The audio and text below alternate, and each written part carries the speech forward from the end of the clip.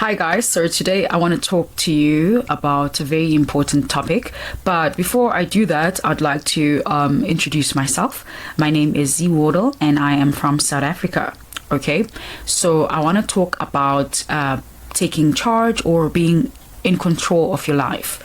Okay, so you can never take charge, number one, if you are not aware of who you are and aware of your surrounding and aware of the contribution that you make every day, be it at work or be it towards yourself. So number one, the first thing of course is awareness. Okay, so also it helps a lot if you have a relationship with God, because now you'll be aware of the fact that you don't completely own your life.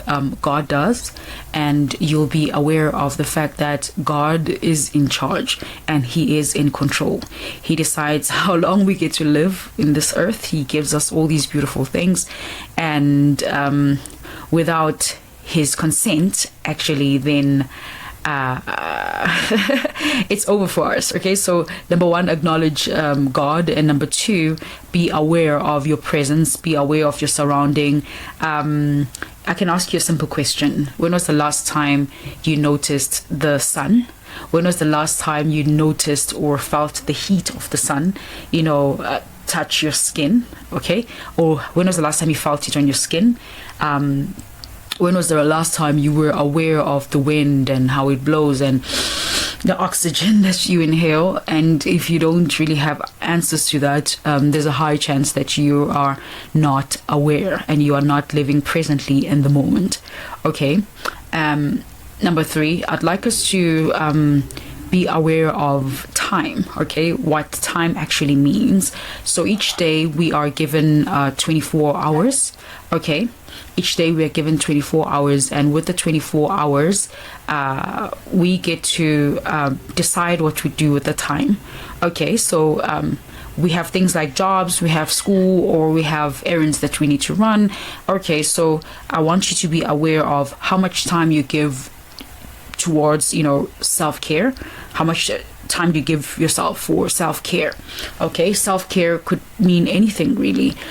What are you investing back into yourself, meaning how long are you going to exercise today, how long are you going to put on your makeup, or how much time is it going to take for you to do your hair at the hair salon, or if you're doing your nails, how much time is that going to take you? So it's very important to allocate time each and every day for self-care, because without that we get to focus on other people a lot. Okay, so our jobs are already consuming so much time. We focus on work, on our colleagues, on the problems that we encounter at work, and at school, same thing really. We don't get to focus too much on ourselves. So self-care could also mean reading and meditation, So for me, I've allocated a lot of time towards self-care. Okay, an hour would be to shower and put moisturizer on my body. An hour would be for meditation. An hour would be for exercise, and an hour would be for reading. So I have 4 hours in a day. Okay, so in my wake hours, that would be, I'm awake usually for 16 hours. So for 4 hours, I'm spending that on self-care, and the rest of the hours I can allocate that for work or for a family or for other things that concern me. Okay, so the next thing, how do you take control, or how do you take charge of your life? Do not waste your time. So everything that you're going to do in a day, jot it down, because now we have a lot of distractions today. We have things like social media. It takes so much of our time. If you're not aware, you can be watching Instagram or Facebook Reels for 4 hours. Meanwhile, with that time, you could have prepped yourself a very good and healthy meal. Okay, after the 4 hours of immersing yourself in social media, you actually don't have the energy to cook or to take care of yourself. So there's nothing wrong with social media, but we should control the time in which we spend on social media. So write down your activities or your goals for the day, and at the end of the day, before going to bed, just take everything that you managed to do, and of course that will help you see if you were using your time wisely or not. Okay, All right. So another thing is, how do we ensure that we are, in charge of our lives and we are in control? I think this is like the best point. Okay. Do what makes you happy. Okay. This is absolutely important. You have to do what makes you happy. Be it, I know sometimes we're stuck in jobs that we don't like, but what are you doing, to ensure that a few years down the line you're not going to be stuck in that job? Are you spending 2 hours in a day maybe working on the business plan or doing some research? What are you doing to get yourself out of that situation? A lot of things or circumstances put us in a really compromising position. Maybe if you have kids, you don't have the leverage maybe to choose any job, as long as the job pays your bills and you're able to take care of your kids. Okay, of course that's going to take prevalence. Okay, but if you're not happy, it's impossible to be happy in every other aspect of your life. If you're not happy with something that you spend most of your time in, it's impossible to be happy doing other things. So if you're stuck in a job or in a career that you don't like, take 1 hour to 2 hours in a day to work on something that you like, something that you enjoy. Okay, so we work for the future today, even though it's not promised. We work for the future today and now. Okay, so always make sure that you do your best in everything that you do.